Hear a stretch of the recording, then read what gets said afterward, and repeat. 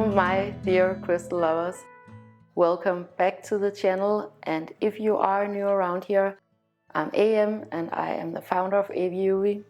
AVIUVI.com is my web shop where you can find the most spectacular crystals from all over the world, and today I'm going to show you some new pieces.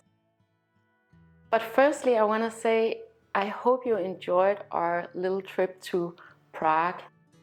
The last two videos in my feed is all about Prague and especially all about Moldavite, so if you haven't seen them, go and check them out. Of course, the main reason why we were there was because our friends were getting married. The groom is from Denmark, the bride is from Sweden. Up until this point they've lived in Switzerland, so they needed a place to have their wedding, and they chose Prague, and it was stunning, beautiful. Everything was so romantic and perfect. But this is a fun couple that we have. They really enjoy to party and to have fun. We stayed at this super cool and cozy hotel in downtown Prague.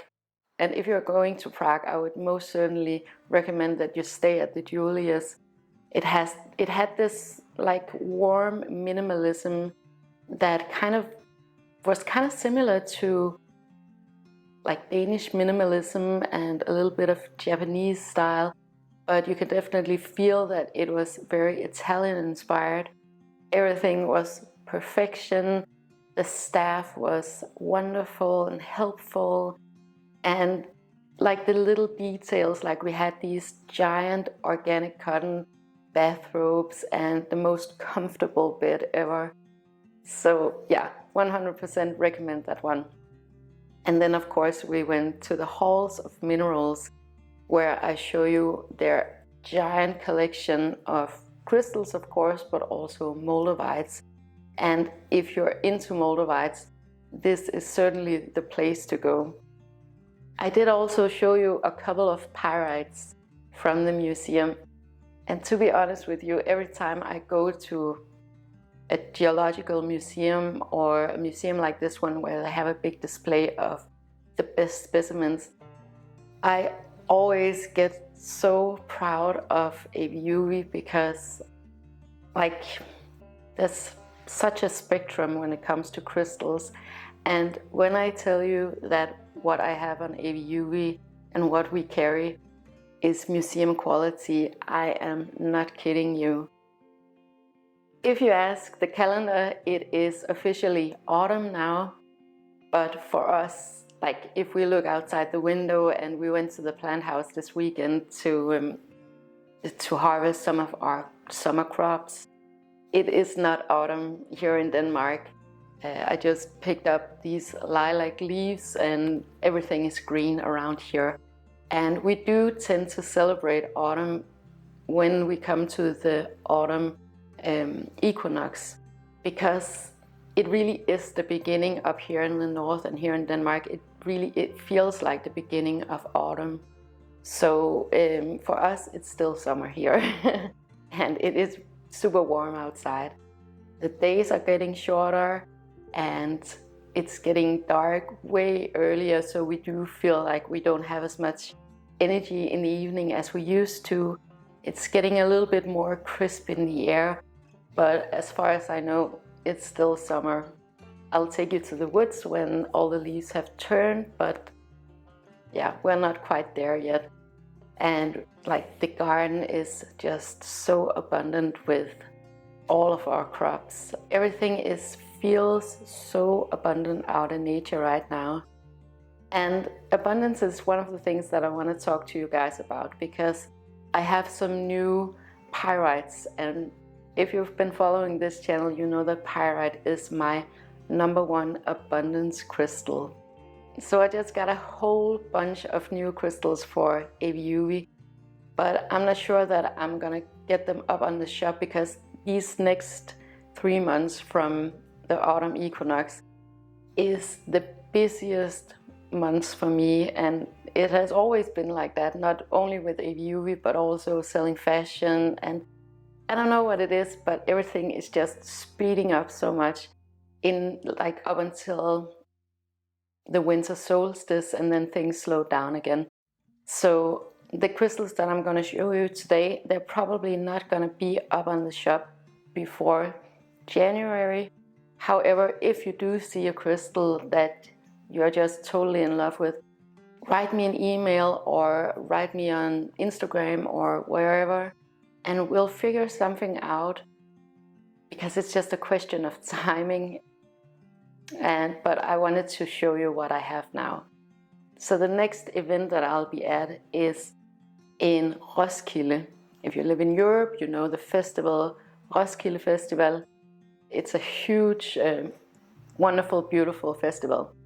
But the festival area also has like different events, and this event is an event called Musicon. And I'll leave a link for that too. So if you're in the Copenhagen area, you can come and find me there and see all of the crystals in real life. We do have the Christmas coming up, so things are, you know, selling out a bit faster than usual. Yeah, but I'll try to keep you in tune with the next events that I'm going to, where I'll be, where you'll find me, and what I have available, even if it's not available on the shop. So these crystals, and first of all, it is of course the pyrites, the amazing, beautiful pyrites here. These pyrites are natural cubes. They're found in Navajo, Spain. They are really, really hard to come by. It's only one specific area where you can find these beautiful pyrites.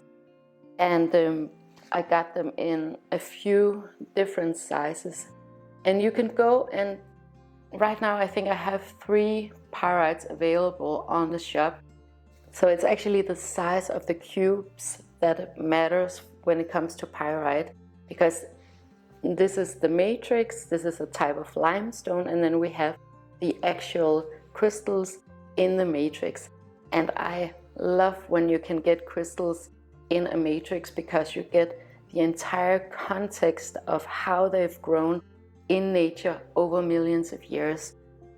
That to me is so beautiful and very powerful for me. That's definitely where I get the most effect in terms of the more esoteric aspect of crystals, but I also think that it's for sure the most beautiful. If you've been following me, you know that I'm not into cut and polished crystals. I really, really love the raw crystals, not only because it's way more beautiful in my opinion, it's way more interesting visually, and also there's an environmental aspect to it. A cut and polished and tumbled crystal does take a toll on nature compared to just taking a piece of rock and transporting it. So that's some of the reasons why I love really raw crystals. But then I have some other things. By the way, I have quite a few of these because they sell out pretty quickly, so I needed to stock up. But like here you have a pretty big cube. And of course I always go for the most sculptural pieces, because that's what you want to hold on to the longest. So the next thing I got in terms of pyrites are these, and I'll give you some close-ups of them, because even though I really love when it's in a matrix, this is quite stunning. So in these pieces you actually have the cubes that have grown together into these unbelievable sculptures, and you really get to feel like how sharp the edges are. Like, these are not cut or polished or anything. This is just raw crystals. So I thought they were really super interesting for you guys. Let me just show you. Yeah, I have a lot right here, and I'll show you some photos. Again, I picked the most beautiful pieces because in my opinion that's what you want to hold on to the longest and what you're gonna enjoy the most, right? One more. So what I use pyrite for is I have this pyrite right behind me. I can just show you. So I have this bowl right here with a piece of selenite, and I have this pyrite. This one is from Peru, and I bought it quite a while back. This is not my preferred pyrite. I like these a lot more. The cubes are way more beautiful. And also in sustainability terms, I would rather choose these ones instead of these ones from Peru. But anyways, the way that I use this pyrite, that I do love this pyrite. It's very, very beautiful and sculptural, and it has like a sentimental value to me too. It was one of those initial crystals that really woke me up to loving crystals and working with crystals. And I have this one here in the living room because this is where I sit and I get to drink my coffee all alone while the guys are eating breakfast. And I sit and meditate a little bit with this beautiful pyrite. And what I do in the morning is that I write a gratitude journal. I started this, that must be 6 months ago because it was on the spring equinox. And I've really loved doing that. So I have this notebook right here, and I am just about a little over halfway through it. And it's just a very simple abundance exercise or gratitude exercise. Gratitude and abundance is kind of intertwined for me. So what I do every morning is that I sit with my pyrite and I write down 10 things that I'm grateful for that morning.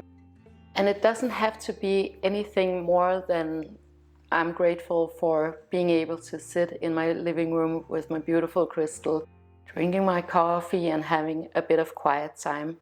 It could be something like that, or it could be the joy of tucking in my son at night, or that it's raining outside, or that the sun is shining outside. It could be literally anything big and small. But for me, I think for this to actually work, you have to be genuinely grateful for whatever you write down in your gratitude journal. For me, the ticket to abundance is gratitude. It doesn't mean that you have to be grateful for the money that you don't feel like you have or the housing situation that you're unhappy with. It just means that being grateful for whatever you can be grateful for. The air that you breathe, the friendships that you have, the family you have, the healthy body you have. So anything that rings truth to you, right? It tunes you in to automatically be more grateful during the day, and really pinpointing every time that there's something to be grateful for. So for me, gratitude and abundance is really the same current. It's the same vibe. And abundance is, of course, not just money. It could be abundance in everything. But right now, and I think I said this both in my New Year's video and in my spring equinox video, money is a huge theme right now globally. And if you think back a couple of years, back to 2020, a lot of things happened, right? And there are a lot of themes going on. But one of the most, I think, the most important theme of 2020 and up until the spring equinox of 2022 was information. So you might think that the big theme was this or this one that you put in your arm or something else, but I think globally the big theme was information. Also, for me personally, it was when I really started up with doing videos here on YouTube. Oh, I'm just gonna move a little closer. Not that I want to be more intense, my foot was falling asleep. Everything that happened about information, it was such a huge catalyst for everyone to find more sovereignty, to develop critical thinking. And for 2022 and a couple of years ahead, the big theme is going to be money. I don't necessarily follow conventional media. I kind of know what's going on, of course, because you can't avoid it. But that is not my primary way to get information about what's going to be my next moves in life, what priorities should I keep an eye on. I have a couple of handfuls of people that I have come to trust over a long time with their information. Some are very practical people that follow, you can say, the economics of the world, but it's also very esoteric and spiritually linked people. So I would say it's very much a mixture of people that I lean against for information. But I would have to say the number one source for navigating this world is, of course, myself and my experience, what I see out in the world, what I feel within myself. I feel like that's the most reliable source of information, to be honest. And I think that's one of the things that we've developed individually over the last couple of years, to trust our own discernment. But now the themes are much more about money, and you don't have to be clairvoyant to see this one coming. I am pretty sure that conventional media is covering the financial issues of the world at this moment.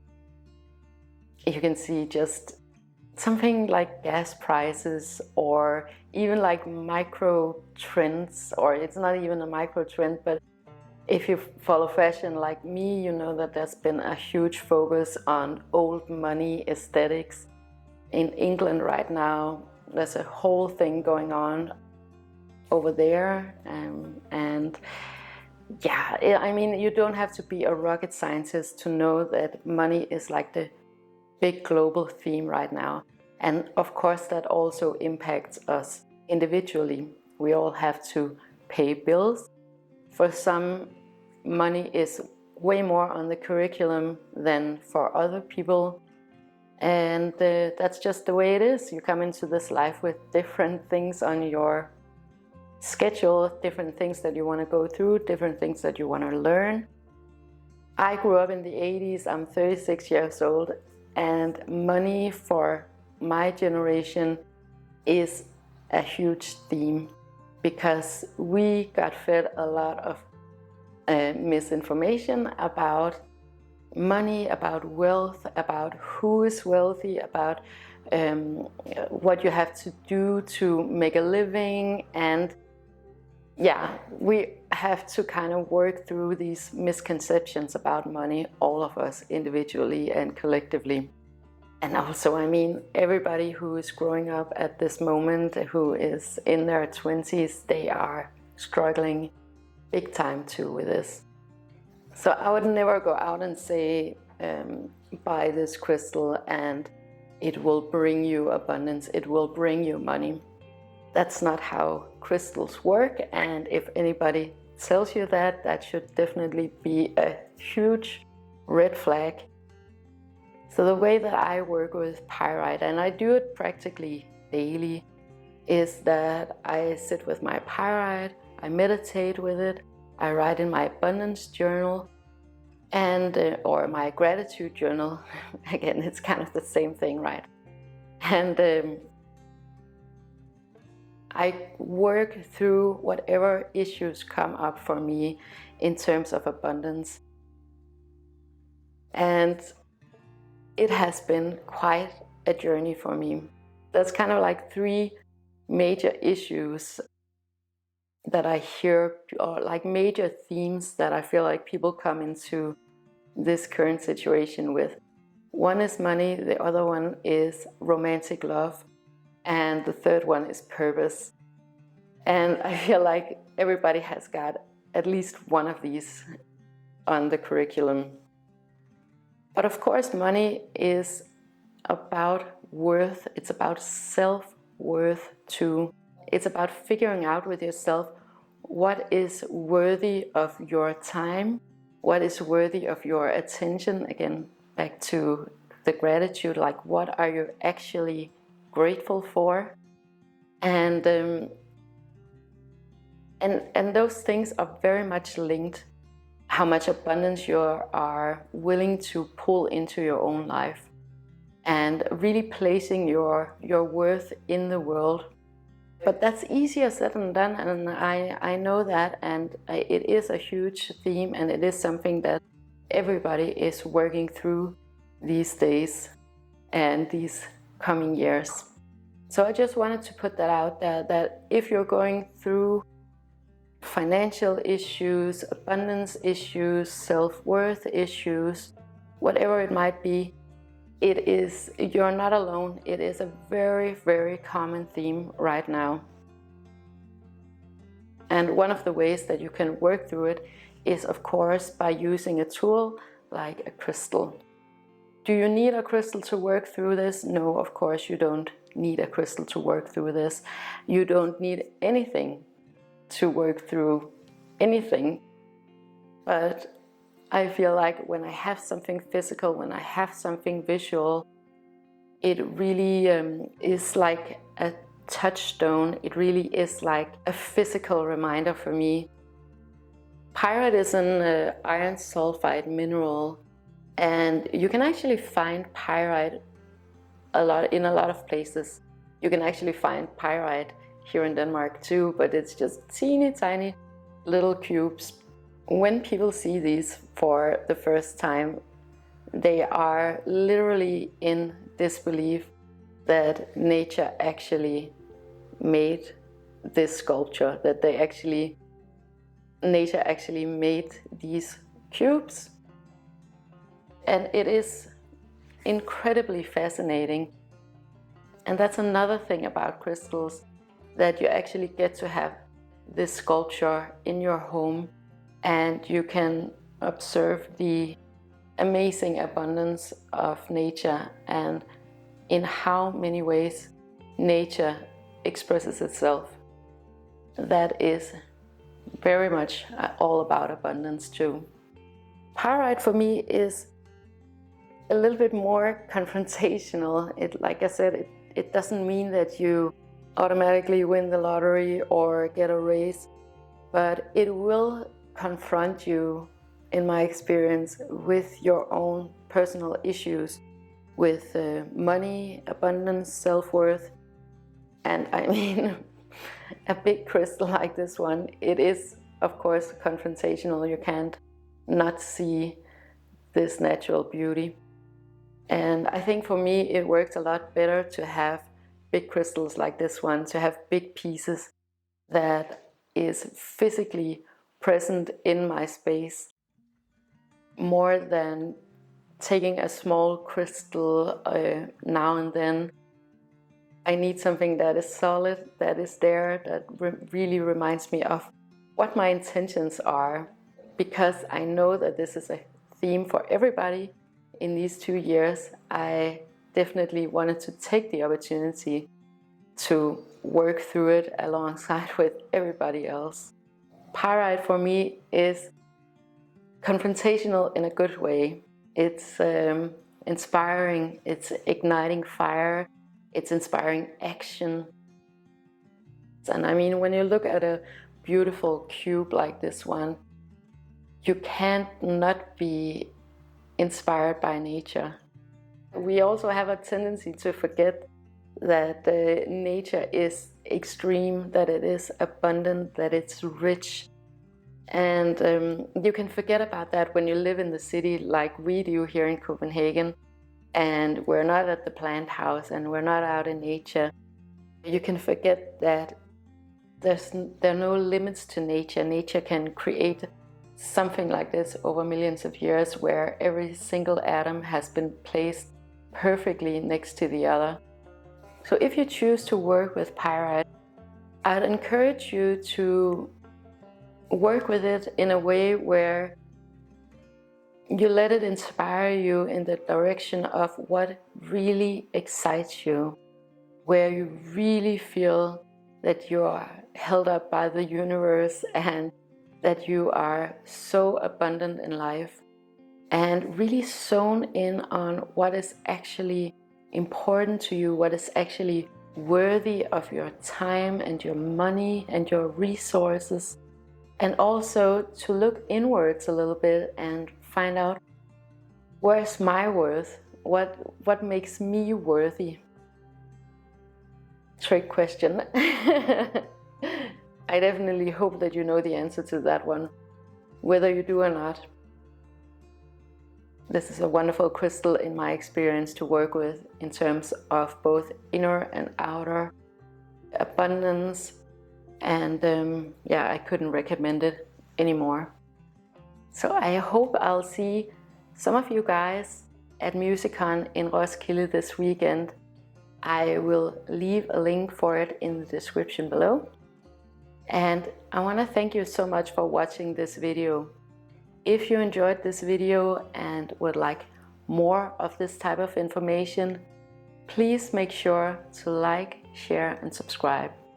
It helps me to know what you guys want me to talk about, but it also helps others to find this content if that is what they're looking for. And I wish you the most amazing day with so much love to you and to yours.